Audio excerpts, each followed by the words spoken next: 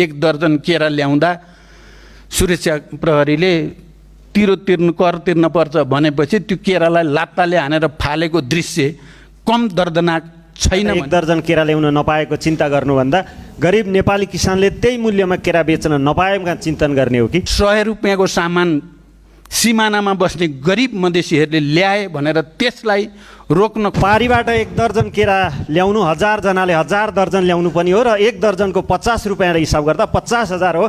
त्यति नै नेपाली किसानको केरा बिक्ने हो भने 50 जना किसानको 1 दिनको 1000 कमायो। यतिले किसानको गुजारा मात्र चल्दैन, 50,000 नेपालको व्यापार घाटा कम गर्दछ।